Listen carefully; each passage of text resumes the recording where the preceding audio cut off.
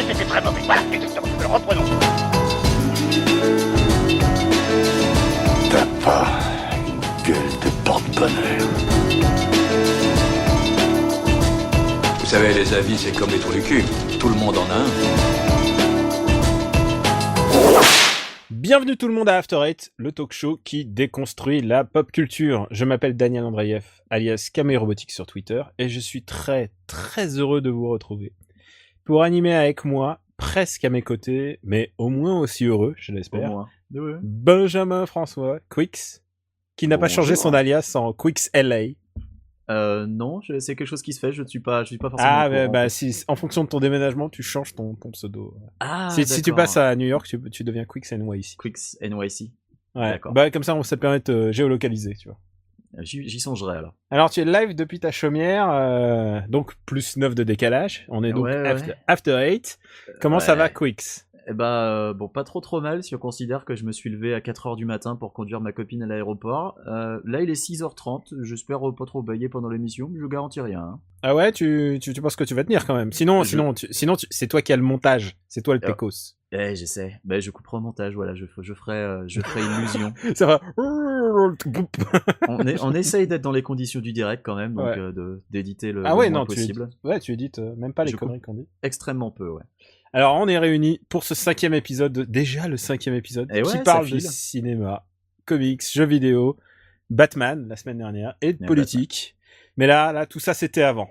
C'était avant que la comédie française revienne comme un boomerang et frappe comme un coup de surin. On va donc parler de cet humour, des salles obscures à la française, et bien entendu des Visiteurs 3. Ouais, non, mais là... je pense que et beaucoup de gens et il faut dire aussi c'est un sujet qui a été choisi à la demande populaire parce que j'ai commencé c'est très attendu, c'est parce que les gens veulent qu'on hate vraiment. On a beaucoup entendu, il y a des gens qui disent vous êtes pas des vrais haters et tout ça, oui, et voilà, c'est vrai on est aussi des lovers, hein. On a eu plein de commentaires disant qu'on hatait pas assez sur les premiers épisodes. Le précédent avec Batman v Superman a priori a bien fonctionné parce que justement là on a bien craché dessus. Donc, bah écoutez, si c'est ce que les gens veulent, nous on là, je pense que vous allez... Parce que moi, je peux parler aussi des bonnes comédies. Mais là, on va parler des mauvaises. Voilà. Mais, Quix, what's up? Comment ça va? Parce que là, c'est notre point America, fuck yeah. Et oui, mais les gens sont aussi contents que je parle des États-Unis. Ah non, mais oui, parce que la semaine dernière, on avait dit, non, allez, on zappe. Et là, vas-y, balance. Alors, eh ben, la semaine dernière, j'ai fait une visite de courtoisie, entre guillemets, chez mon Toubib. Qui, non content de m'avoir dit qu'il fallait que je fasse un régime, donc je le déteste, m'a aussi fait me rendre compte qu'il y avait un rapport à la santé aux USA qui était quand même fondamentalement différent de ce qu'il est en France. Et ça, évidemment, on le sait parce qu'on sait que le médecin aux États-Unis, les hôpitaux, ça coûte les yeux de la tête. Et que c'est pas remboursé et que c'est pas remboursé. Voilà, que c'est pas autant remboursé. Il faut savoir que même quand on a une mutuelle, il y a quand même une part qui est à la charge de l'assuré qui s'appelle le copayment. Et par exemple, à chaque fois que je vais voir mon médecin généraliste, eh ben, mon copayment c'est $30. Il y a $30 qui sont à ma charge, quoi qu'il arrive, et que je dois payer de ma poche. Et donc déjà, il faut avoir $30, quoi. C'est pas. Il faut avoir $30. Si ton budget mensuel est de $1000, voilà, hop. Mais dis-toi que ces $30, c'est le copayment. Donc l'assurance, elle paye de son côté encore plus. Parce que les cabinets de généralistes aux États-Unis, on se rend pas compte, mais généralement, c'est pas juste un type dans son appartement, dans une barre d'immeuble à côté de chez toi. C'est un vrai cabinet avec plusieurs médecins généralement et avec aussi des assistantes, avec des réceptionnistes qui s'occupent de prendre les rendez-vous, qui s'occupent de remplir les papiers pour les assurances. Et donc, il y a tout un tas de gens qu'il faut payer. Et mine de rien, la moindre consultation chez le généraliste coûte beaucoup plus qu'en France, par exemple. De la même manière, quand tu discutes avec ton médecin, par exemple, la dernière fois, j'ai fait des prises de sang et il m'a dit, voilà, il y a tel ou tel truc, j'hésite à peut-être vous faire passer, là il avait dit c'est des examens un peu plus poussés, mais il me dit, ouais, plutôt que de faire ça, en fait, je préférerais plutôt que pendant un mois, vous buviez pas d'alcool, pour voir dans quel état est votre foie après, parce que c'est peut-être parce que vous aviez bu la veille et tout. En France, on m'aurait pas demandé ça, en France, on m'aurait fait passer le truc et basta. Lui, les médecins aux US, il y a 2-3 examens en fait, ils ont une checklist. Quand tu fais tes prises de sang, ils en cochent quelques-uns, puis ils disent ouais, ça y a peu de chance, ça y a peu de chance, ça y a peu de chance. Donc ils te font pas les examens. Parce que c'est de l'argent qui, mine de rien, que tu devrais dépenser, et ils le font pour toi en fait. Ils décident que cet examen-là, bon, tu peux t'en passer parce que à ton âge, t'en as pas forcément besoin et qu'il y a une chance infime que ça détecte quelque chose. Donc finalement, on va t'épargner le coût. Parce que, étant donné que tu payes et que c'est pas la Sécu qui te rembourse, eh ben le médecin te fait pas tous les examens qu'en France on te ferait. En France, on n'y réfléchirait même pas, on te ferait tout. Oui, et puis toi, t'aurais quasiment rien à payer. Et t'aurais quasiment rien à payer surtout. Et voilà, et le problème, c'est que les assurances sont un vrai problème. Et Obamacare couvre certains trucs, mais ne couvre pas tout, et notamment pour les gens qui ont déjà une assurance. Obamacare, c'est surtout là pour les gens qui n'ont pas les moyens de se payer une assurance. Et il faut savoir que les assurances aux États-Unis, il y en a plein qui vont refuser de te couvrir si tu as déjà un problème préexistant. Si tu te pointes vers une assurance santé avec le VIH, bon bah tu peux tout de suite laisser tomber, c'est même pas la peine. Il va falloir payer une assurance privée ultra chère, parce que les assurances plus abordables, entre guillemets, elles refuseront de te prendre en charge. Et tu as même des assurances privées ultra chères qui refuseront de te prendre en charge si tu as déjà un cancer, par exemple. Donc c'est tout un système qui est complètement merdique. Voilà, moi je me pointe avec mes yeux de français et c'est absolument... c'est inimaginable que dans un pays civilisé, entre guillemets, parce que bon, la civilisation et les États-Unis, on pourra en reparler dans un autre podcast, c'est inimaginable qu'un truc pareil soit en vigueur dans un pays, entre guillemets, civilisé. Voilà, surtout quand on arrive avec des yeux de français. Mais en même temps, ils ont la peine de mort pour compenser. Donc, voilà un très bon sujet un très bon sujet. Plutôt que les comédies, parlons de la peine de mort. Voilà, on pourra parler de la peine de mort. La peine de mort coûte extrêmement cher parce que là aussi, il y a des assurances, il y a des compensations. La peine de mort coûte plus cher qu'une sentence à perpétuité. Contrairement à ce qu'on pourrait croire. Mais ouais. Ce pays. Et toi Alors moi, j'ai eu la semaine la plus agitée de ma life. Ouais. Non, j'exagère, mais c'était un peu... Certains le savent, c'était un peu agité, quoi. Certains le savent. Je me suis fait hospitaliser. Je vais rentrer un peu dans le détail, mais essayez pas trop. Je vais ménager un petit peu les oreilles sensibles. J'avais une tumeur qu'on qualifie de bénigne, mais on m'a dit vous pouvez la garder, mais on devrait faire ça très vite maintenant. Et c'est aller au visage, donc ça donne plutôt envie de faire ça très vite maintenant quand on te le dit. Ouais, quand tu dis une tumeur, ça t'as envie de le faire. Genre tu dis je vais pas attendre. Et du coup j'ai fait ça assez vite. Elle se trouvait au visage, donc ça veut dire que j'ai une grosse cicatrice quelque part. Mais il paraît que chez les hommes ça a l'air badass. Donc c'est ce que les gens arrêtent pas de me répéter pour l'instant. C'est encore un peu vif donc je me suis tapé 5 jours d'hôpital. Alors l'hôpital français, alors les gens sont adorables, tout est parfait, genre vraiment tout est bien sauf la bouffe. Ouais. Et c'était ma première fois en anesthésie. Genre je me disais qu'est-ce qui va se passer à l'anesthésie, je vais voir un tunnel et je vais voir les gens que j'aime, les gens que j'aime disparus qui vont m'attendre et on va se faire une teuf et ensuite je vais. Et non, c'est vachement moins glamour que ça. Et par contre, j'étais sous morphine et j'ai pas arrêté de chanter The Man Who Sold the World de David Bowie. Il paraît que c'est ça que je chantais et parce que je suis rentré dans la salle en chantant ça et c'est le début de MGS5 qui commence dans un hôpital, sauf que le mec il se réveille, il est amputé. Moi j'avais cet avantage, c'était pas amputé. Par contre j'avais plein de câbles sur moi et une amputation de la tête généralement c'est vraiment du dernier recours. Ouais, et je m'étais fait intuber en plus, alors j'avais un peu mal, mais grosso modo c'est ça que je tiens à dire. En tout cas pour ceux qui sont au courant de cette histoire, j'ai pas souffert, quasiment pas souffert. C'était vraiment que de la gêne. J'ai beaucoup de gêne. Je peux pas encore mâcher correctement. Parce que oui, évidemment c'était tout près de la mâchoire, donc. Est-ce que tu peux hater correctement? Je crois que je peux hater correctement. Alors pour After Eight, là en l'occurrence, j'utilise pas mon casque habituel parce que je peux pas le mettre en fait. Ouais. C'est encore trop douloureux et j'ai pas mes sensations de l'oreille encore complètement revenues. C'est handicapant pour quelques trucs, mais j'ai hâte de pouvoir refaire du sport, quoi. Enfin, tu vois, ce genre de choses. Ouais, j'imagine. Pour l'instant, je mène une vie un peu calme là, donc c'est la convalescence comme on dit. J'ai juste Dark Souls à finir et à écrire mon papier dessus et c'est mon seul travail que je me suis donné à faire pour ce week-end puisque nous enregistrons un samedi qui est notre jour décisif pour parler. Bah oui, voilà. J'espère que personne s'est inquiété. J'ai reçu, faut que je le dise, j'ai reçu plein de gentils messages. Alors à peu près de partout. J'ai eu des bunks sur Gamecult. J'ai eu des messages sur Snapchat où j'avais quand même mis ma cicatrice pour prévenir les gens. Où je live tweetais littéralement l'hôpital. Ouais, à part la bouffe, vraiment, tout s'est bien passé. Genre, c'est vraiment un moindre mal. Et maintenant, je vais bien. Et bon, bah, écoute, Camouille le balafré, ruiné. Tu n'es pas ruiné, surtout car tu étais à l'hôpital en France. Oui et non, parce que je sais pas encore quand est-ce que je vais recevoir la note. Moi, j'ai demandé à avoir une chambre particulière. Et, Ah oui, si t'as des goûts de luxe aussi. Ouais, j'ai demandé. Mais tu sais quoi, je jouais à des. Ah, et ça va te faire marrer. Tu sais que normalement, quand t'es à l'hôpital et malade, machin, tu peux faire un petit caprice, genre.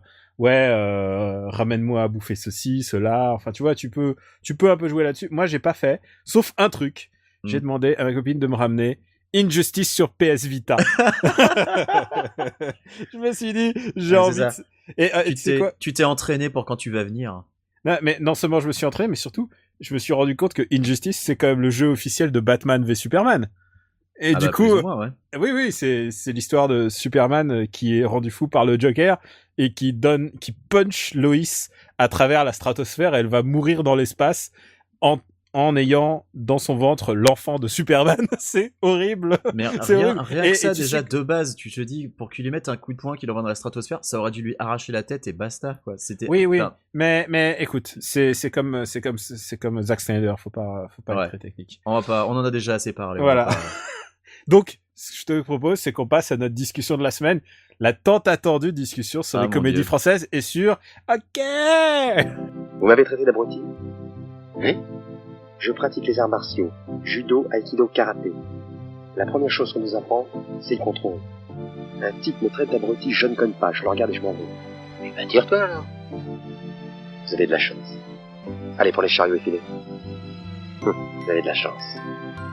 Gros connard. Vous avez de la chance. PD.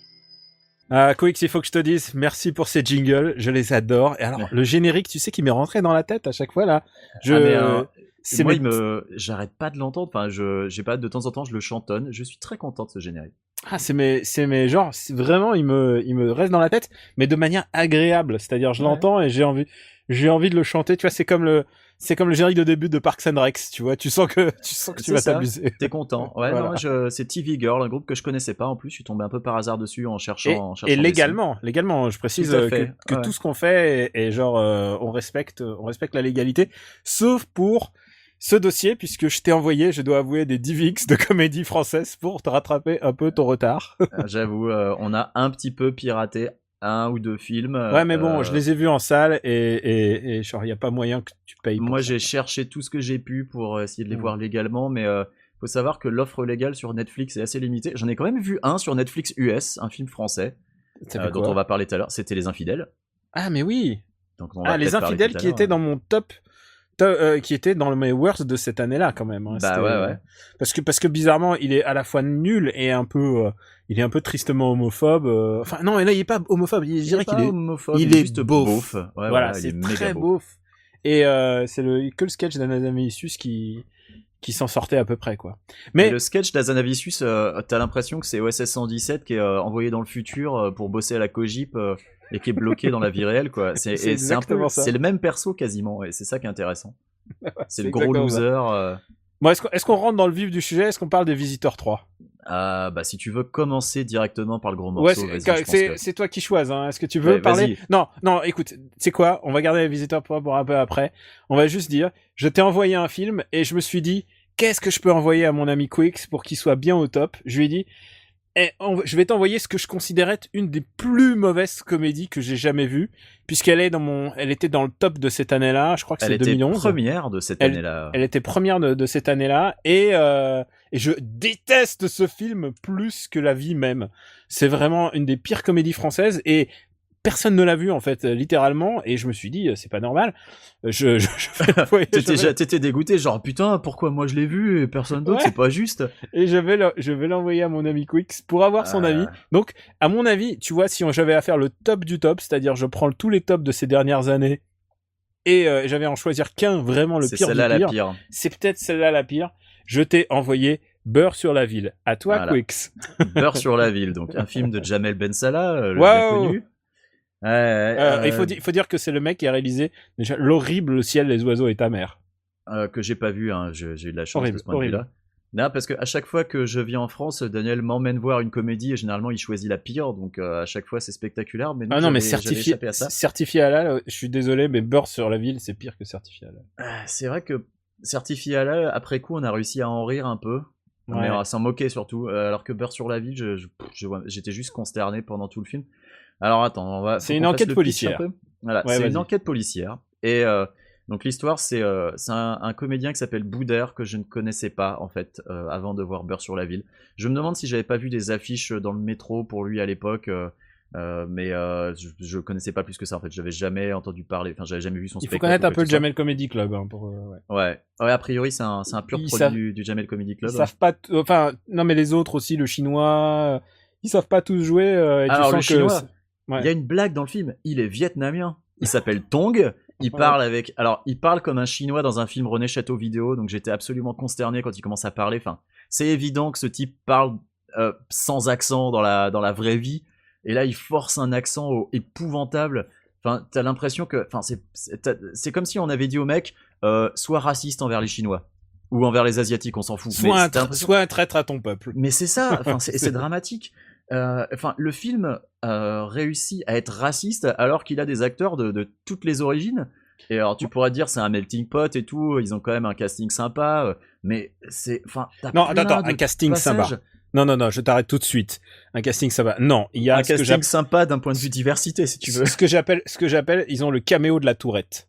Ils ont la Tourette du caméo plutôt. Ah, c'est le festival du caméo. Ça, genre, il y a Roland Giraud.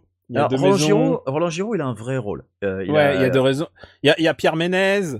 Alors, Pierre Ménez, par contre, ouais. Julien Courbet, Paul Belmondo. Pierre Ménez, la moitié de ses répliques, c'est des répliques sur le football, donc mais à chaque fois. Je crois qu'il y a Popek qui apparaît à un moment. Il y a Popek qui joue un gitan, mais des références tellement lourdingues. Il y a Yves Régnier, Marie-Lou Berry, enfin genre Frédéric Becbédé, Ramsey, Jean-Claude Van Damme. Il y a Frédéric Bell, ouais. Je crois qu'il y a Valérie Lemercier qui fait la speakerine. Ouais, en fait, à un moment, il y a un match de football indoor avec des joueuses qui portent le tchador. Ouais. Et la speakerine est aussi une femme qui porte le tchador, mais elle est doublée par Valérie Lemercier. Et je pense qu'on peut spoiler le truc. En fait, c'est des flics qui sont à la recherche. Alors c'est des tueurs flics mauvais, c'est des mauvais flics. Qui sont à la recherche de tueurs de prostituées, c'est ça ? Voilà, c'est qui sont à la recherche de quelqu'un qui tue des prostituées. Et donc ça se passe dans une banlieue, c'est une banlieue imaginaire, je crois, non ? Je sais plus. Je crois que c'est une banlieue, c'est une ville imaginaire de banlieue, mais bon, c'est un mix entre Clichy-sous-Bois et Villeneuve-Saint-Georges. Ça doit être Villeneuve-sous-Bois, qui, si ça se trouve, existe. Alors, mes excuses si Villeneuve-sous-Bois existe, j'en sais absolument rien en fait. Et donc ouais, c'est des flics nuls. Alors il y a une espèce de jeu politique entre deux maisons il est le chef de la police locale ou je sais plus quoi, il est directeur de la police, j'en sais rien. Et Roland Giraud qui est le préfet. Ouais. Et donc, tu as un espèce de jeu politique où tu as deux maisons qui fait nommer. Ah oui, on a oublié le name drop. Il fait nommer Boudère à la place de Gérard Jugnot à la tête du commissariat local. Gérard Jugnot qui est le beau-père de Boudère. Boudère qui a séduit donc sa fille qui est une instite. Alors, tu vois les beaux-parents, Jugnot et sa femme, qui essayent d'accepter leur gendre. Enfin, tu as une espèce de scène un peu cringe au début avec un dîner. Avec pareil, une espèce d'humour sur le borderline racisme, mais même pas voulu. Enfin, tu vois, ils sont racistes malgré eux, si tu veux, Junio et sa femme. Bon, moi, bref, c'est une histoire qui n'a ni queue ni tête. Ce qui m'avait vraiment fâché, c'est que c'est sans doute le film avec la logique le plus débile que j'ai. Enfin, tu m'arrêtes parce que je bats sur mes souvenirs. Non, vas-y. Mais grosso modo, il y a un plot twist, c'est que Josiane Balasco, qui est une clodo, est en fait celle qui contrôle. C'est le mastermind. Le mastermind, twist, on vous spoil le film. Donc là, on a spoilé la fin du film, voilà. Elle contrôle tout le trafic de drogue de la banlieue, à elle toute seule, en étant une clodo et en dormant sur son lit rempli de 2 millions d'euros. D'abord, et en habitant dans une usine d'amiante qui lui aurait filé le cancer il y a 20 ans. Non, mais surtout, il y a un truc, c'est que d'abord, ça rapporte pas autant la drogue, puisqu'elle a gagné que 2 millions. quand tu dis à elle toute seule, c'est vraiment à elle toute seule. C'est ça qui est fou. Elle n'a jamais aucun contact avec personne. Elle tue les autres, soi-disant, parce que c'est un réseau qui lui fait concurrence. Oui, elle tue les putes parce que c'est des concurrentes, mais tu sais pas comment ils font. Il y a pas de logique dans ce film, c'est nul à chier. Mais voilà, Balasco, c'est censé être la super mastermind criminelle, mais elle a pas de réseau, elle. Jamais, à aucun moment, t'entends parler de ses dealers, de comment elle se démerde avec la cam. T'as l'impression qu'elle fait tout toute seule. Et alors, si elle fait tout toute seule, sans intermédiaire, seulement 2 millions au bout de 20 ans, je sais pas comment elle se démerde, mais elle se démerde très mal. Ah non, mais oui, et c'est surtout ça, elle a pas beaucoup d'argent, et ça n'a aucun sens.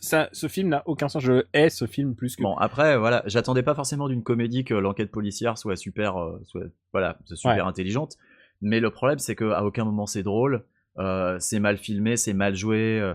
Enfin bon, ça a rien pour eux. Ça a dû coûter des millions en plus ce truc, puisque avec les budgets de Jamel Ben Salah, je pense qu'il a des copains chez Pathé ou tout ça. Enfin, c'est un ami du patron, enfin, je crois. Donc, enfin non, j'en suis sûr. C'est pour ça qu'il continue de faire des films. Mais il y a plusieurs réalisateurs comme ça. Tu dis ça doit être des amis du patron. Sinon, mais le pire, des mecs comme lui ou Ariel Zeytoun, c'est pas possible. Quand il est en prod avec Neuilly Samer, Neuilly Samer est presque pas mal, hein, contrairement à ce que beaucoup de gens pensent. Mais oh là là. Et maintenant je suis chaud. Maintenant qu'on a reparlé de ça, je pense qu'on peut passer au Visiteur 3. Tu veux pas regarder pour la fin et faire un petit tour d'horizon de toutes les catastrophes que le cinéma français nous a offertes avant de terminer sur les Visiteurs 3. Cette année, la tour de Contrôle Infernal m'a fait presque rire, figure-toi. Ouais. T'en attendais beaucoup. Il y avait, oui, c'est vrai. Alors c'est pas aussi génial que le premier, mais il y a une scène absolument ridicule où ils sont les mains en l'air, on les menace, ils sont sous le coup de... Ils sont sous la menace d'une arme, et ils essayent de monter dans un truck, tu sais, qui fait genre un Optimus Prime, quoi, qui fait 2 mètres, où t'as une marche de 2 mètres, tu vois, et ils essayent de monter avec les bras en l'air, et ils sont ridicules.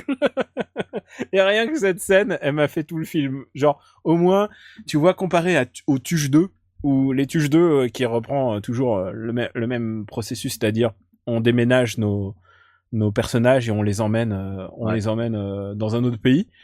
Les Tuche 2 étaient affligeants, et en fait je les trouve au début je me demandais si c'était juste affligeant, en fait non, ils sont juste insultants. Et puis après, attends, qu'est-ce que j'ai vu Arrête ton cinéma de Diane Curis. Insultant, c'est ce que je me suis dit après Babysitting 2 qu'on a vu ensemble.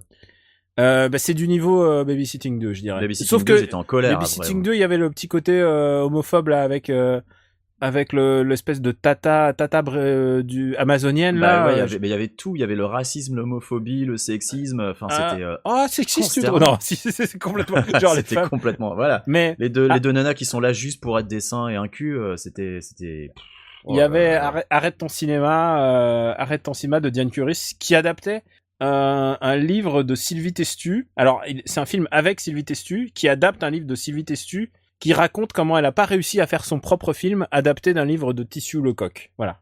C'est bon, tu m'as compris? Alors, c'est le film le plus méta. Et les productrices, c'est Josiane Balasco, toujours dans les bons coups, décidément. Ah, ouais. Et Zabou Breitman en mode cocaïné. C'est tellement mal réalisé. Genre, ce niveau de réalisation, genre, c'est vraiment, faut retourner à l'école, quoi. C'est pas possible.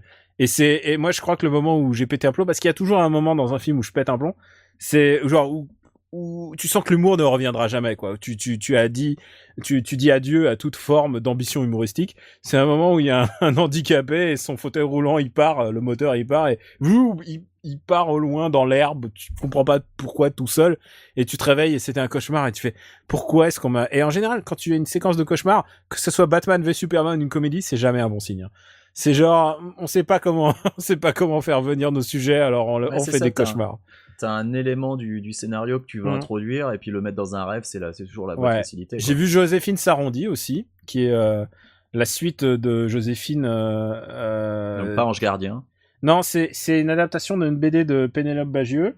D'accord. Et là, je pense que pour la suite, elle a pris le chèque, quoi.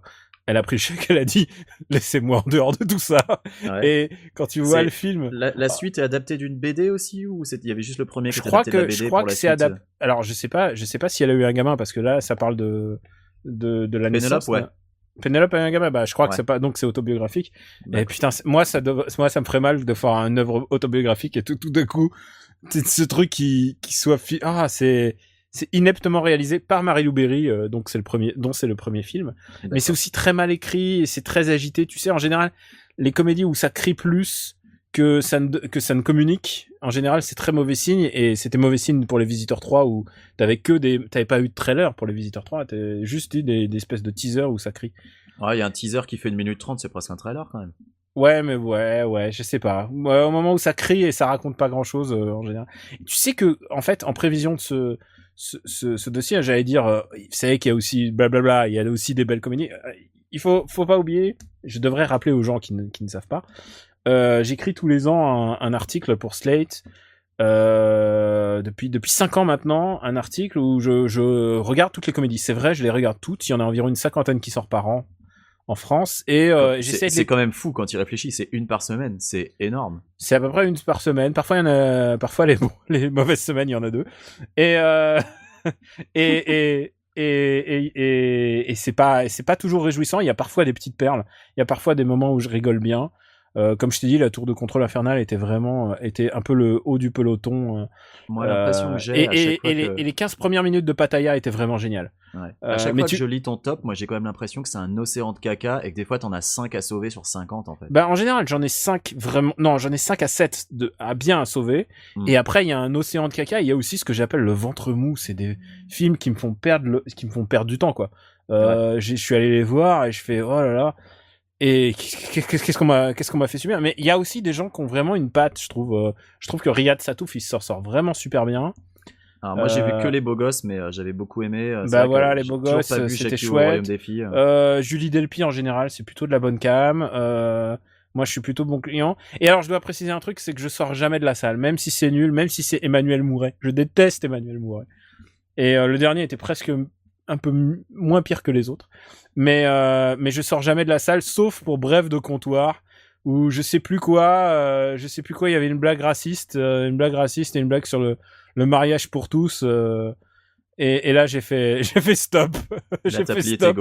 Non, genre j'en ai entendu 3 d'affilée, j'ai fait nope, c'est plus possible, parce que je vais refaire passer des mots parce que c'est que ça, hein. Bref, tu connais le concept de Bref de comptoir ? Je connais le concept de Bref de comptoir. Ouais. C'est des mecs qui se parlent à un bar, et à chaque fois c'est des mots d'auteur, quoi. C'est genre c'est des mots entendus dans un bar, et du coup t'as l'impression que et sur un film sur 2 heures, t'as envie de te tirer une balle. C'est une des pires souffrances, et c'est une des pires souffrances que j'ai jamais eues dans une salle de ciné, et c'est même pas le pire film. Pour moi le format cinéma était vraiment pas une bonne idée pour Bref de comptoir. Bref de comptoir, pour moi ça devrait être un programme court, genre 3 minutes à la télé, quoi. On t'en met 3. Même en 3 minutes, après les programmes courts c'est un peu le...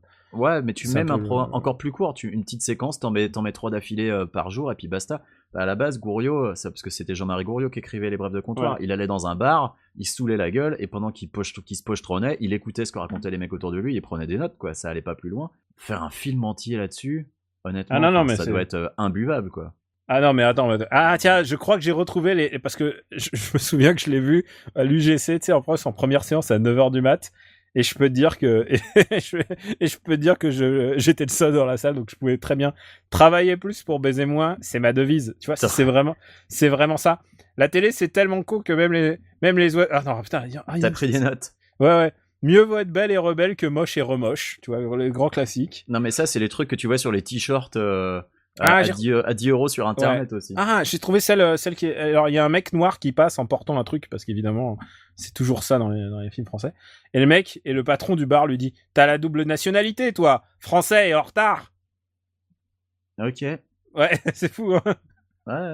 Ouais. Ou alors les classiques: l'égalité homme-femme, je suis d'accord si ça peut leur faire plaisir à ces connasses. Putain, c'est nul à yesh. Le mariage pour tous, c'est pas pour tous, c'est pour les PD. Ah. Putain, c'est ça pendant tout le film. Et le pire, c'est que c'est des mecs a priori de gauche, quoi, qui écrivent ça. À la campagne, faut dire qu'on n'a pas de mots. Faut dire qu'on a le bonheur. Non, mais c'est nul à yesh. Ouais, effectivement. Et tu sais quoi, je les ai pas toutes mis dans mon article à l'époque, mais j'étais scandalisé. Et en fait, du coup, j'ai revu la liste des pires films que j'ai vus, parce que je me suis fait une petite liste. Et il y avait quand même Les Profs, c'était naze. Sous les jupes des filles Les Profs, je peux en parler. J'ai vu Les Profs 2, moi. Ah là là, mais c'est horrible, Les Profs 2. Tu l'as vu dans l'avion, ça ? Ouais, je l'ai vu dans l'avion, ouais. C'est quand même, c'est épouvantable, Les Profs 2. Enfin, ils sont envoyés en Angleterre pour un motif. Alors, en plus, je crois que tu avais une théorie sur les suites qui se passent à l'étranger, qui sont un énorme cache-misère à chaque fois en plus. Ah bah oui, non mais c'est l'Astérix 4 quoi. Parce que voilà, ça permet de faire des blagues sur ah là là, il parle mal la langue, ou alors ah là là, il comprend pas ce qu'on dit. Oh, je sais très bien. Eh ben, Tuche 2, c'est ça. C'est oh là là, il parle très mal l'américain. Mais les profs 2, c'était ça. Mais les profs 2, c'est avec Kev Adams qui a l'air d'avoir 37 ans, qui est de retour au lycée ou au collège, je sais plus, ou au lycée parce qu'il met une casquette. Mais c'est oh là là là là. En général, on peut. Alors, il y a ça, c'est ce qu'on appelle ce que j'appelle les comédies d'expatriation, mais il y a aussi ce que j'appelle les comédies de l'humour de bon sens. C'est en général un titre très passe-partout. Amour sur place ou emporté. Jamais le premier soir. Toute première fois, tu vois, c'est vraiment en général dès que t'as un titre comme ça. Comment tu fais pour pas les confondre 5 ans après ces films? Ah bah c'est facile. Amour sur place ou emporté, c'est une adaptation d'une pièce de théâtre. C'est nul à yesh. C'était un de mes pires de l'année dernière, je crois. Ouais. Vraiment, je le recommande. Si vous aimez vraiment l'humour vraiment nul, c'est une rom-com quoi. Normalement, ils sont censés tomber amoureux. Tu peux pas envisager une seule seconde qu'ils tombent amoureux ces gens-là. J'aime bien comment tu recommandes sans aucun scrupule des trucs nuls et yesh. Toute première fois, bah c'est le truc avec l'homo qui devient hétéro. Et je peux te dire que chez mes potes homo, ils ont pas du tout apprécié. Ah mais je pour ceux qui l'ont vu. C'était pas Les Garçons et Guillaume à table, ça? Ah non, ça c'est l'autre. Ah bah, Les Garçons et Guillaume à table, les gens ont pris ça pour une comédie, alors que c'est plutôt une thérapie de ce mec. Moi je sais pas, je l'ai pas vu, j'en ai juste entendu beaucoup de mal. C'est grosso modo, il fait tout un film. Au bout d'un moment, la blague la plus... à un moment, on lui enfonce une poire dans le cul, genre haha, il est homo, on lui enfonce une poire dans le cul. C'est vraiment à ce niveau-là.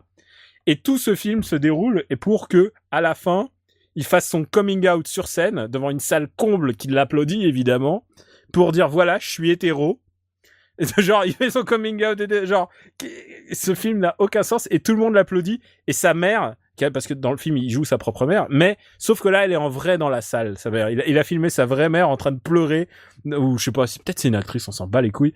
Et il filme ça, genre, c'est sa mère en train de pleurer devant ce qu'il dit, que c'est tellement beau, et le full qui applaudit. Je déteste les films où les gens, où le réalisateur se fait applaudir, comme dans Black Swan, ou quand je vois, tout d'un coup, le public qui applaudit le propre réalisateur, Birdman, par exemple, aussi, il y avait ça aussi. Je déteste ça. Et là, c'est pour une comédie. En fait, t'aimes pas les films où on filme du théâtre ou de l'opéra, parce qu'il y a du public dedans, quoi. À partir du moment où ça applaudit, où c'est genre, où ça devient méta, où ça devient méta branlette. Et Guillaume Gallienne, c'est exact, enfin, Guillaume et les garçons à table, c'est exactement ça. Et non, et c'est vrai que c'est dur de pas les comprendre. Alors ça, c'est ce que je t'appelle le truc de bon sens, mais il y a aussi plein d'autres sous-genres, plein d'autres sous-genres de comédie. Moi, il y a ce que j'appelle la François Hollande exploitation. Ouais. Et c'est un genre totalement nouveau, et on va en voir de plus en plus, par exemple. Et Le Grand Partage, qui était la pire comédie que j'ai vue l'année dernière. Le Grand Partage, et c'était, les riches sont obligés de partager leur maison avec des pauvres. Et ça partait d'une bonne idée. Il y a Didier Bourdon, et Didier Bourdon, il est génial pour jouer les gens vœux, les méchants. Cet acteur, il est extraordinaire. Je sais pas si t'as vu Jackie au pays des filles de Riyad Satouf. Non, je veux le voir. Il est grandiose. Il est vœux, il est méchant.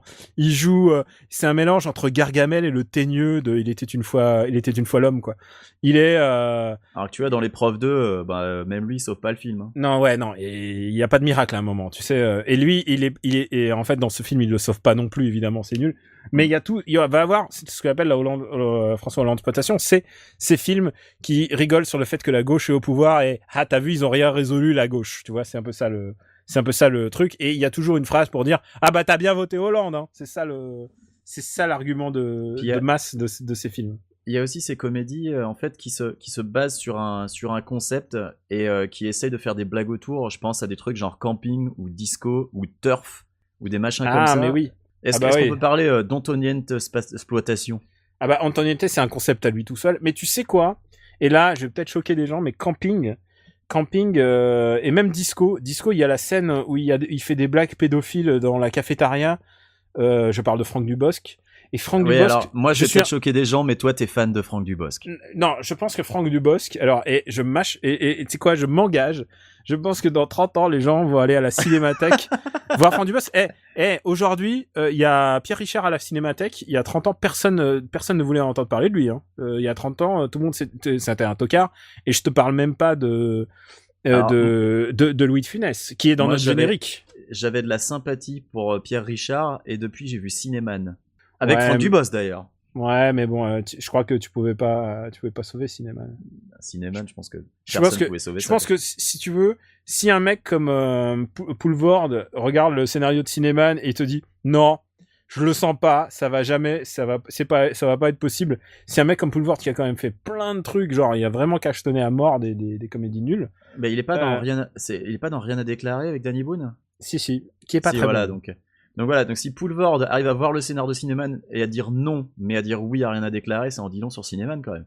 Mais mais et le truc avec Franck Dubosc, c'est que même quand c'est nul, je sais pas, le Beast l'année dernière était vraiment médiocre, mais même quand c'est pas très bon, il donne tellement de lui-même, il se donne à un niveau absolu que les gens n'osent pas. Genre, il y a que Michael Youn quand il avait 25 piges, 30 piges, qu'il arrivait à faire un truc comme ça. On peut parler... S'abandonner complètement à la cause de l'humour, d'abandonner toute forme de retenue et de il arrive complètement à se dégrader pour le bien de la comédie elle-même.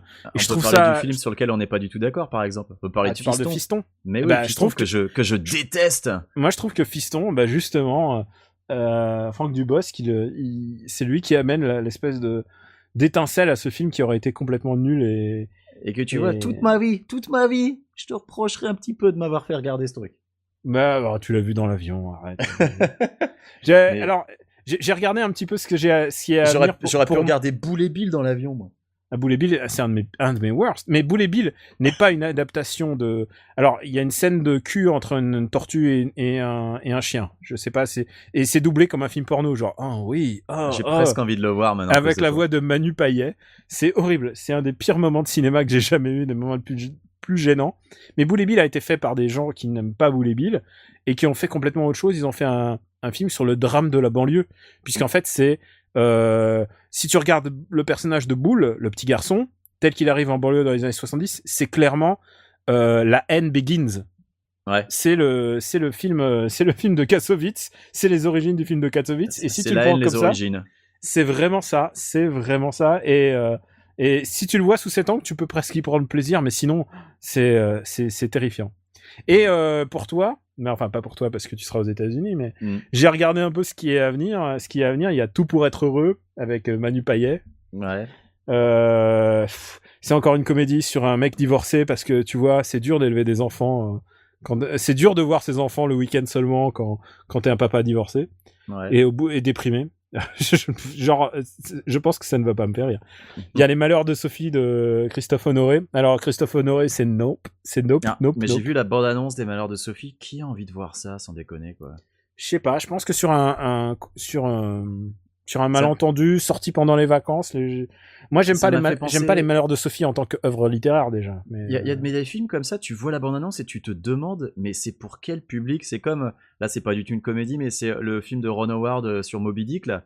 Quand j'avais vu la bande-annonce, je m'étais dit, mais qui veut voir ça? Écoute, je suis allé le voir, et alors, figure-toi que dans la salle, il y avait un papa qui a emmené ses 2 enfants, ses 2 petites filles. Et puis en plus, c'est pas du tout un film pour enfants. Ouais. De 9 et 12 ans. Et je peux dire que pourquoi c'est le papa de l'année? Parce qu'il est sorti avant les scènes de cannibalisme.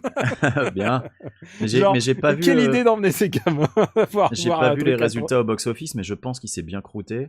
Je pense qu'il a pas trop marché, malgré la présence de Thor torse nu tout le temps. Ouais, mais rien que la bande-annonce, je me disais... Moi, j'aime bien les films de marins, en fait. Tu vois, j'ai une très grande nostalgie pour... Ah, mais t'aimes bien les marins, en fait, tout court. Attends, t'as adoré Assassin's Creed Black Flag à cause des marins. Mais merde. T'as raté ta vocation, en fait. Comment il s'appelle, le film que j'adore, sorti en début le film avec Russell Crowe, de marin. Je sais pas, Master and Commander. Ah non, Master and Commander, merci, putain. Ah bah, il est sorti il y a longtemps alors. Ouais, mais il est sorti en 2003. Genre, c'était 1er janvier ou 2 janvier. Ah oui, début d'année 2003, d'accord. J'adore Master and Commander. Genre, pour moi, c'est c'est un film culte pour moi, vraiment. J'en ai pas beaucoup de souvenirs, je l'ai vu, mais je l'ai vu à je suis très très fan. Mais ce mec-là ne fait plus rien depuis, malheureusement, il est très vieux. Mais voilà. Mais alors j'ai regardé ce qu'il y a. Il y a Adopte un veuf. Alors ça c'est aussi la old exploitation, c'est-à-dire il va y avoir beaucoup de films avec des vieux. Il y a Retour chez ma mère aussi avec. Je sais pas si c'est Josiane Belasco et avec des scènes un peu évidentes avec Alexandra Lamy qui lui explique comment ouvrir sa boîte mail. C'est tout ce que t'as envie de voir dans un film. Et il y a surtout Un homme à la hauteur. Alors de Tirard. oh putain. Alors Un homme à la hauteur où où le high concept c'est Jean Dujardin qui est rapetissé numériquement pour faire 1m40 et qui veut se taper Virginie Efira. Et moi je t'ai dit, le mec qui a eu le concept, il a dit les gars, c'est bon ça, c'est bon. On prend Dujardin. Non mais c'est fou. Et en plus, Dujardin, maintenant, à chaque fois que je le vois sourire, moi, j'ai l'impression de voir OSS 117. Mais c'est ça qui est dramatique, c'est que... Et il sait pas très bien jouer en dehors de OSS, en fait. Mais voilà, j'adore tellement OSS 117 que maintenant, pour moi, le personnage a quasiment déteint sur l'acteur. Je peux pas voir Dujardin jouer autre chose, parce que s'il joue autre chose, j'ai l'impression qu'il joue faux. Ouais, c'est vrai. Non, mais il est pas très bon acteur en dehors de... Alors qu'il est fantastique en OSS 117. En dehors du pastiche. Bon, voilà. Et maintenant qu'on a passé tout ça en revue, tout le monde. Allez. Je pense qu'on va passer au Visiteur 3 qui est quand même un des moments de gêne. Alors tu sais quoi, je peux pas jurer que ça va être la pire comédie que j'ai vue cette année parce que l'année est encore longue, il reste Camping 3, il reste des trucs un peu lourds. Alors, avant de te laisser complètement te lâcher, je voulais juste préciser que je vais te laisser parler intégralement car je n'ai pas vu Les Visiteurs 3, j'ai pas l'intention de le voir. J'ai même pas vu le 2 et j'avais déjà détesté le 1 à la base. Pourtant, il y a tous les acteurs que tu aimes dedans, c'est dommage. Je sais. Il y a Jean Reno qui revient. Jean Reno, tu sais quoi?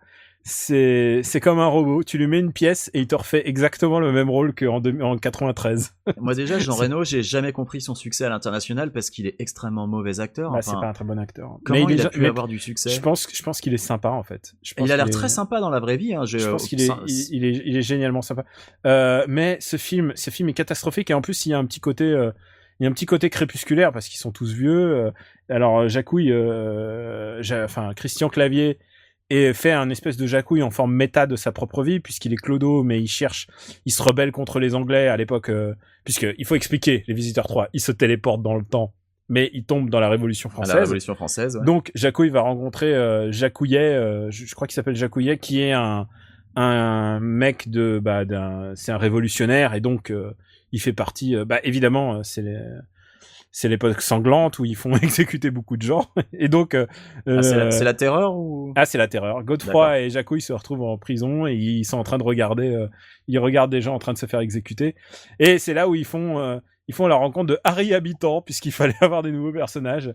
Harry Habitant dans le rôle d'un noble. Mec que je connais pas. Hein. Moi, je pense que je me suis expat. C'est un newcomer. Il y a quelques newcomers comme Alex Lutz aussi que tu connais peut-être, non? Alors lui, je me rappelle, il y avait des affiches dans le métro de lui avec une parodie de la pub Kinder, si je ouais, voilà. Et en fait, il y a quelques nouveaux personnages. Il y a Karine Viard. Et tu sais quoi? Je te dis, les deux meilleurs personnages de ce film, c'est Karine Viard et Franck Dubosc. Parce que tous les restes. Et alors, il y a le pauvre Pascal. J'ai pas de mal à le croire. Il y a Pascal Sonzi, alors que t'es au courant puisque je t'ai vu le retweeter. Oui, j'ai vu passer, ouais. Il n'y a pas son nom sur l'affiche. Voilà. Je pense qu'il est bien content de pas avoir son nom sur l'affiche. Parce que la seule blague sa seule fonction dans le film, c'est d'abord être le mec de Marianne Chazelle. Ouais. Et 2, il fait du boudin noir très épicé. C'est sa seule fonction. Et ce boudin noir donne la chiasse à Robespierre. Et alors, là j'en viens à la blague Robespierre, c'est que beaucoup de blagues sont axées sur le caca et l'odeur, puisque tu sais bien que Godefroy de Montmirail et les Jacouille, Visiteurs, ça a toujours été un peu ça. Ouais, mais c'est 80% du film. Genre, ils sont dans la calèche, ils se sentent pas bon, il faut ouvrir la calèche, et tout le film repose sur beaucoup de caca. Jacouille, il ramasse du purin pour le mettre dans le feu. Est-ce que t'as revu les anciens? Parce que j'ai vraiment l'impression que c'était essentiellement ça les précédents aussi, tu sais, avec les Sapuir, Messire, tout ça. Oui, Sapuir, ça c'est tout le temps Sapuir. Le truc, c'est qu'il s'est passé pour moi que Jean-Marie Poiret, il avait fait les visiteurs et ils tenaient un high concept vraiment génial c'est des chevaliers qui tombent à notre époque et que tu aimes ou que tu n'aimes pas, ils ont capturé un zeitgeist de l'époque. Ils ont senti un truc et ça a marché. Et le problème, c'est que lui, il a analysé son propre film et il s'est dit que ce qui a fait rire les gens, c'est parce que ça va vite. Et si tu as vu Les Anges Gardiens, qui est le film qu'il a fait après, qui est un film où il y a 8000 plans. Littéralement, il y a plus de plans que dans Mad Max. Je me rappelle de ça. Et il s'en vantait. Je me souviens que Depardieu disait... C'est ça, il s'en vantait. Ces plans durent 1 seconde. Dans les films chiants, ils durent 500 plans, 1000 plans. Nous, on en a 8000. Genre, c'est nul à chier. Et c'était vraiment un des pires souvenirs de comédie que j'ai. C'est un des pires arguments. C'est un peu comme, tu sais, pour Beyond, quand Cage a envoyé des trucs de 2000 pages blanches. Regardez les pages de script. Regardez ça, c'est tout ce que représente le script. T'aurais pu en faire un fichier doc, mon pote. C'est ça, c'est du même topo, quoi. C'est le même genre de truc qui ne veut absolument rien dire et qui au contraire a plutôt tendance à faire peur qu'autre chose, quoi. 8000 plans dans un film, sans déconner, quoi. Et là, il a gardé exactement ça. Du coup, ça veut dire que beaucoup de plans sont incohérents, mais bon, passons. Ça veut aussi dire que beaucoup de gens jouent mal, ou jouent de manière hystérique. À un moment, Harry Habitant se fait frôler par une balle, et il se met à sauter sur place en faisant « Aïe, ouïe, ouïe, aïe, ouïe, ouïe !» En sauter sur place, je te dis, il y a beaucoup de matière à faire des gifs. Hein. Dès que ce film est dispo en DivX, je peux dire, je martèle les gifs. Ce film est grotesque dans sa réalisation, grotesque surtout dans l'écriture. L'écriture est vraiment abyssale. Et là, je vais m'autoriser à bien sûr, on fait pas ça dans After Eight, à spoiler un film, bien sûr. Oh là là. et alors la fin, c'est qu'il se téléporte dans le temps, non sans exploser et balancer un caca de pigeon sur la tête d'un révolutionnaire, parce que gratuit parce cousin. Que pourquoi pas.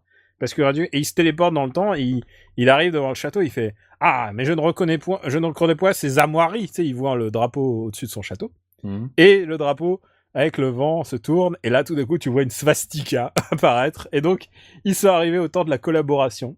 Ok. Et le film bascule presque en étant un crossover de Papy fait de la résistance. Attends, le film se termine pas là-dessus ? Il se continue ensuite ? Oui, il continue 5 minutes encore. 5 oh minutes là là. Mais c'est bien trop long. En te laissant sous-entendre que bah, c'est possible de faire une suite. Et c'est vraiment... Et c'est très bizarre parce que il rencontre le Jacquard, le nouveau Jacquard, qui est un collabo, évidemment. Christian Clavier en collabo. Ça aurait pu être un super film, parce que vraiment, il a un potentiel à jouer les rôles méchants un peu veules. C'est quand même l'acteur qui jouait le mieux dans Qu'est-ce que j'ai fait au bon Dieu. Il sait quand même jouer la comédie. C'est juste qu'il a un potentiel, Clavier. Non, mais il a plus qu'un potentiel. Papy fait de la voilà. Il a déjà un passif. Voilà, il y a des classiques. C'est juste que il faut pas qu'il écrive, faut pas qu'il improvise en fait. Il s'est perdu. Surtout. Et le truc, c'est que ça se voit. Il y a des scènes où il improvise de manière tellement débile. Alors évidemment, il y a un petit à la fin, ça se termine sur un tunnel où ils sont avec les résistants. Enfin, ils sont en bagnole. Et ce qui se passe, c'est que les résistants dis donc, tu sais, il a chopé des cigares au temps de la Révolution et il distribue ses cigares aux soldats. Et là, il y a un des soldats, il fait oh ok. Et là, Jacouille s'illumine et il fait ah ok. Oh, et il y a quelqu'un d'autre qui fait dingue. Et là, il fait dingue. Genre, ils font les mêmes blagues. Et pour t'expliquer à quel point un Clavier il pète un boulard, c'est qu'à un moment il y a un mec qui lui fait dubitatif. Il fait dubitatif. Il y a aucune raison pour que ça soit drôle et pour qu'il le répète, mais il le fait. Il fait dubitatif. Et à un moment, Jacques Houillet, donc il est à table avec c'était qui déjà ? C'était avec Robespierre à table. Et Robespierre c'est du boss, non ? Non, Robespierre c'est Christian Eck, donc un vieux comédien française et tout. Et il lui fait non, par contre j'aimerais bien un peu de lait. Et là il se lève et il fait il y a plus de lait. Et genre il y a plus de lait. Et il le répète genre 15 fois et littéralement il disparaît du film pendant 5 minutes. Il revient, tu vois ensuite des séquences, toujours la même rue. Il tourne toujours la même rue dans les deux sens hein, pour donner l'illusion qu'il y a beaucoup de décors. Et il arrive, il fait il y a plus de lait. Et il rentre au bout d'un moment, au bout d'un quart d'heure, et il fait il y a plus de lait dans Paris, les vaches elles dorment. Et voilà. C'est la seule, et genre, tu sais, moi, je m'intéresse à ce qui fait une blague, genre, construire une blague, building a joke, vraiment. C'est genre, il y a un mécanisme, et parfois, il faut du temps, parfois, il faut un truc un peu plus long pour installer une blague. Ouais. Et là, je me suis dit, pourquoi il a fait ça? Et c'est là que tu vois que, Clavier, il est au milieu d'une machine qui le dépasse complètement, quoi. La fin, parce que ce n'est pas la scène finale, les nazis, puisque la scène finale se déroule au temps de la Révolution française, et c'est juste, Franck Dubosc et les autres qui sont dans une calèche avec un vieil Autrichien et qui lui demande, bah, monsieur l'Autrichien, vous êtes un peu gros, est-ce que vous pouvez pas monter devant, en haut de la calèche? Ils sont sous la pluie. Et donc, ils montent devant. Et c'est tout. Et j'ai regardé mes voisins et j'ai fait, c'est pas possible, c'est ça le truc final. Blague. Non, c'est même pas une blague. Et à la fin, puisqu'il tease, ici un micro-teaser de la suite, tu vois le pauvre Jean-Marie Poiret qui arrive et il fait chut avec le doigt et il ferme la porte. C'est tellement crépusculaire, c'est tellement flippant. Alors que s'ils avaient coupé le film immédiatement après que Godefroy dise « Ah, mais ce ne sont pas mes armoiries » et que tu vois la swastika, là t'étais teasé pour un épisode 4. Ben oui, ou alors juste en montrant un plan de Jacques Arcolavo et hop, ça y est, c'est fait. Voilà. C'est bon. Et ces mecs-là ne savent pas ni écrire, ni cette entreprise. Et du coup, ça donne une mauvaise... Mais t'as l'impression qu'ils ont rien regardé depuis 20 ans, en fait. Ils sont restés dans leur... Et que tous ces acteurs sont là pour cachetonner. Et moi, ça me fait mal. Et je pense que ça me fait tellement... Je sais pas, il y a des comédies nulles que je vous ai recommandées dans le passé. Ça n'en fait pas partie. N'allez pas voir ça. C'est vraiment à chier. Je veux plus en parler. Bon, d'accord. Alors, on va en rester là. J'avais encore une ou deux petites questions, moi, sur comment ce film a pu coûter aussi cher alors qu'il était tourné à l'économie à l'étranger. C'est le cachet des acteurs, bien sûr. C'est juste pour les acteurs qui avaient des impôts à payer, qui sont passés sur le coup. Ah bah non, mais attends, mais faut payer Franck Dubos, faut payer Jean Reno, faut payer Christophe Clavier, tout ça. Ça et coûte donc, cher, quoi. s'il y a un épisode 4, tu le sens comment? Ah non, je pense qu'il n'y aura plus d'épisode 4. Mais j'avais lancé l'idée que, en fait, parce que le concept est assez intéressant, des gens qui sont déracinés dans le temps, et j'ai déjà vu des comics là-dessus, mais on fait Godefroy de Montmirail et Jacouille au Far West, Godefroy de Montmirail, la préhistoire, Godefroy de Montmirail, on le fait chez Charles Martel. Ouais, on l'envoie chez déjà d'autres films qui le font bien. Oui, on l'envoie chez les ninjas, enfin, je veux dire, il y a plein de variantes différentes, mais le problème, c'est que voilà, avec cette exécution, cette écriture, c'est plus possible. Je crois qu'ils voulaient boucler le film et ils en ont fait... je peux comprendre que tu aies envie de finir ton histoire, mais il y a parfois des bouquins qu'il vaut mieux pas finir, et ça c'est l'équivalent en film. C'est pas la peine. T'es sûr qu'il y aura pas un 4 parce que de ce que j'ai cru comprendre, il fonctionnait pas si mal, non? Je sais pas pour le box-office. Il me semble que les chiffres étaient plutôt bons, en tout cas en première semaine. Alors, est-ce que ça va s'écrouler comme Batman v Superman? Est-ce que c'est pas le cas Batman v Superman où tout s'écroule en deuxième semaine? Je sais pas. Je sais pas. Et tu sais quoi? Le point commun entre... Allez, on va finir là-dessus. Le point commun entre ce film-là et Batman v Superman, c'est qu'il n'y a pas eu il y a eu quasiment aucune projo presse. Batman v Superman, ils en ont fait une le jour d'avant, donc ça sert à rien. Et là, c'est pareil. Là, à tel point, il n'y a pas eu de projo, il n'y a même pas eu de bande-annonce, de vraie bande-annonce pour le film. C'est des films qui espèrent foutre le paquet sur la première semaine, quoi. Ils veulent se faire une première semaine à fond pour récupérer un max de blé. Ça a marché pour Batman v Superman, ça marche pour les visiteurs, mais faut pas se laisser avoir, quoi. C'est vraiment, les visiteurs, c'est vraiment puant, quoi. C'est vraiment, en plus, ce qui est nul, c'est qu'il y a des gens qui ont vraiment aimé le 1. Moi, j'avais vraiment aimé le premier à l'époque. Je trouvais qu'il y avait quelque chose. Non, moi, je me sentais très seul au collège avec tous mes copains qui faisaient les répliques par cœur parce que j'avais vraiment pas aimé. Je comprends, mais ouais, moi non plus, j'avais pas d'amis au collège. mais ouais, non, il faut pas qu'ils salissent, faut pas arrêter de salir ces genres de choses. Et si tu veux, j'ai beaucoup plus d'espoir dans Camping 3 que dans Les Visiteurs de la Révolution. Ça en dit long. Voilà. Bon, allez, je crois que là, je veux plus en parler, c'est fini. Voilà. Allons, fais pas cette gueule. Tu peux pas gagner tout le temps, pauvre mec. Écoute, pourrieux, pour moi tu n'es qu'une merde de chien qui s'étale sur un trottoir. Et tu sais ce qu'on fait d'une merde de ce genre? On peut l'enlever soigneusement avec une pelle, on peut laisser la pluie et le vent la balayer, ou bien on peut l'écraser. Alors si tu veux un conseil d'ami, choisis bien l'endroit où on te chiera. Bon, on a été un peu long sur les comédies françaises, alors il y avait beaucoup à dire. On va passer vite sur nos recommandations, car After Eight est un titre trompeur, on aime aussi des trucs.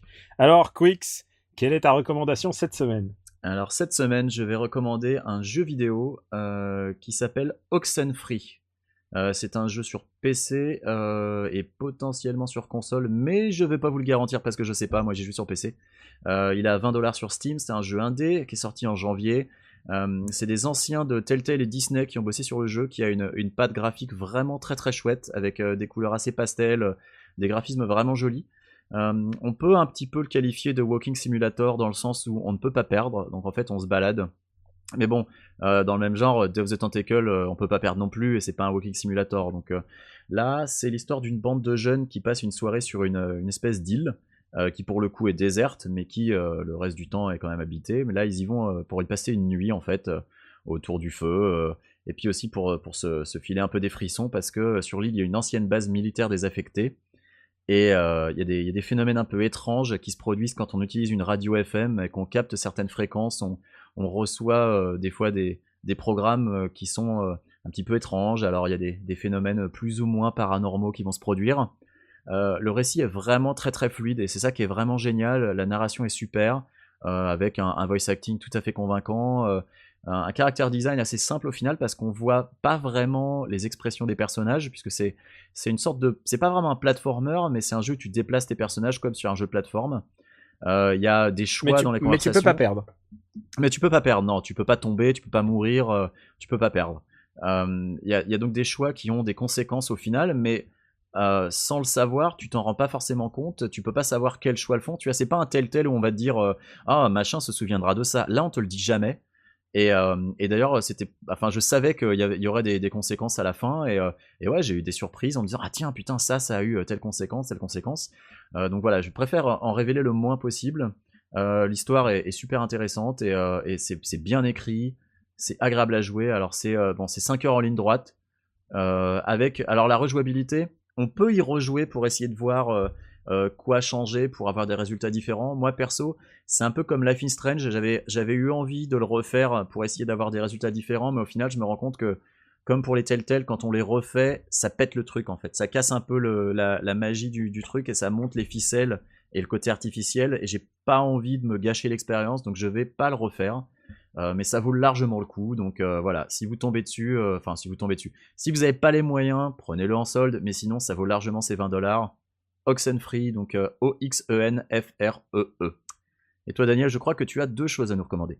Ouais, alors oui, parce que moi j'ai eu le temps dans ma chambre d'hôpital. Je me suis maté American Crime Story, l'adaptation du bouquin du même nom, The People vs. O.J. Simpson. Ouais. Et alors j'ai été surpris en bien, parce qu'au début ça commence à réaliser un peu de manière kitsch, et la qualité monte à chaque épisode. C'est une série, hein. C'est une série basée sur le bouquin qui retrace le fameux procès de O.J. Simpson. Pourquoi ça me touche ?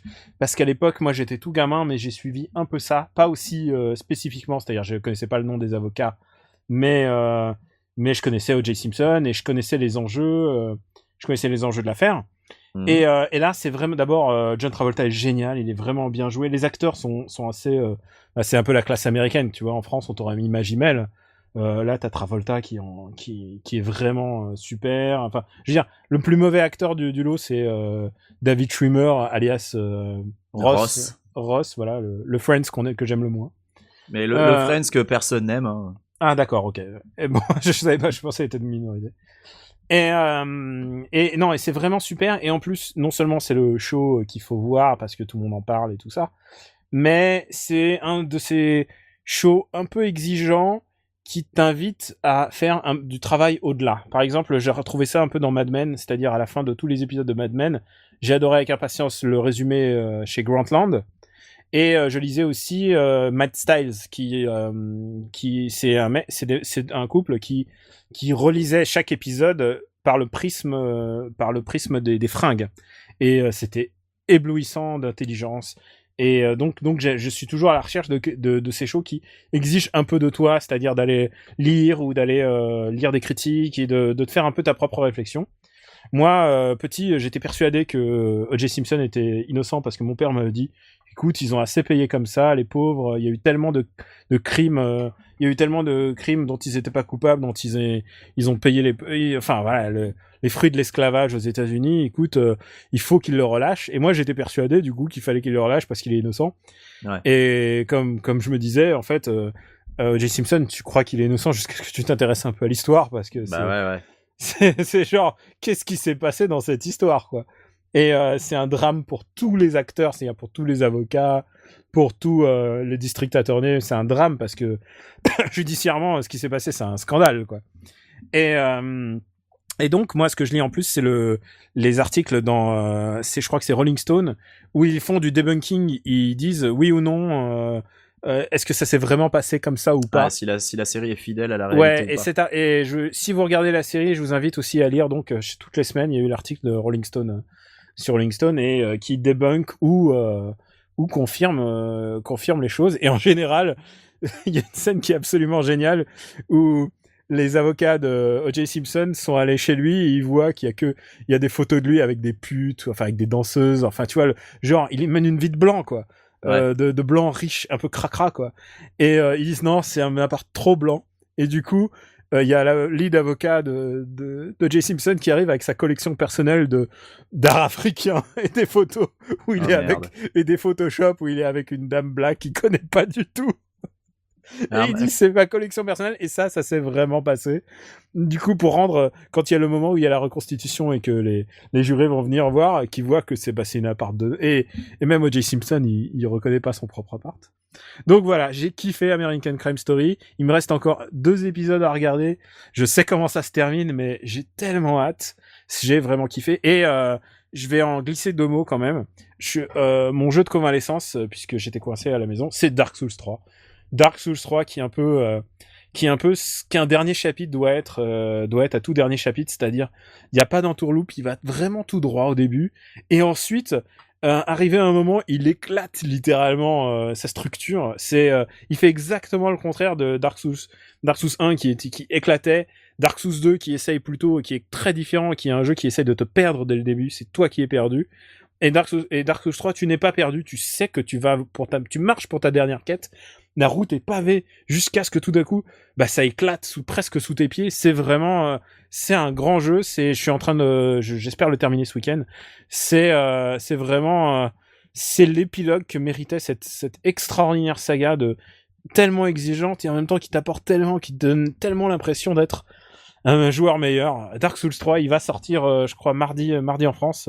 Vous pouvez y aller. C'est même pas mal pour commencer la série. Alors moi tu vois, j'en ai pas encore fait un seul, mais j'ai déjà le 1 et le 2 dans ma bibliothèque Steam, donc il faudra que quand même je m'y mette. C'est le genre de jeu, ça me fait un peu comme Day of Tentacle, le mec qui avait pas joué à Day of Tentacle, je lui ai dit quoi, t'as pas joué à... Je me dis putain, ça doit être génial d'avoir un Day of Tentacle pour la première fois. Je t'envie de jouer à Dark Souls pour la première fois et de t'acharner dessus et de découvrir ça parce que je vais m'y mettre. Parce que c'est des moments de jeu que il y a 2 moments de jeu, 3 moments de jeu qui sont peut-être mes plus beaux moments de jeux vidéo de ma vie quoi. Mais à force d'accumuler des jeux comme ça et des classiques que j'ai toujours pas fait, à un moment, faut que je m'y colle. C'est comme, tu sais, comme j'ai fait MGS1. Street Fighter 2, ouais, je connais. J'ai fait MGS1 il y a 6 mois pour la première fois de ma vie.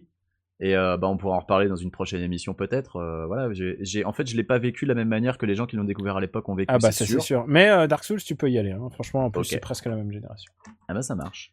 Je crois que c'est tout pour nos recos.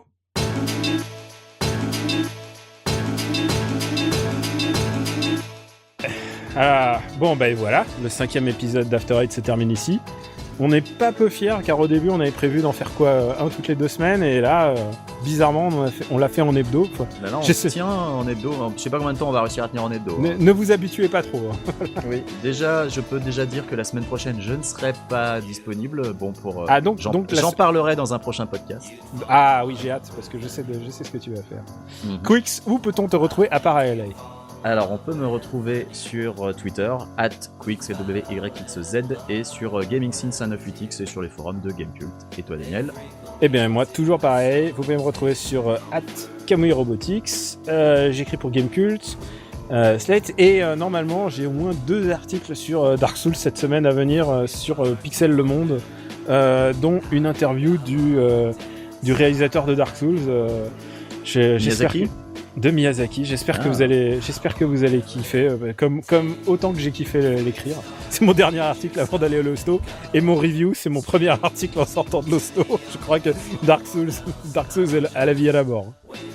À bientôt pour notre prochain épisode. Merci de nous avoir écoutés. Merci aussi à tous ceux il y en a eu pas mal en fait.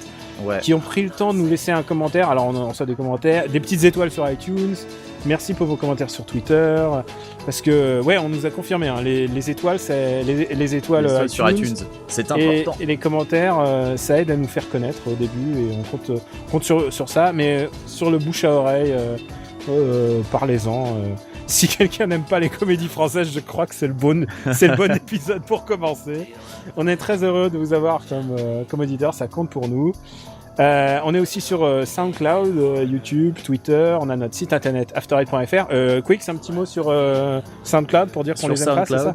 Alors non, c'est pas pour dire qu'on les aime pas, c'est que comme on a des moyens entre guillemets limités, c'est-à-dire que ce podcast nous coûte de l'argent, nous en rapporte pas.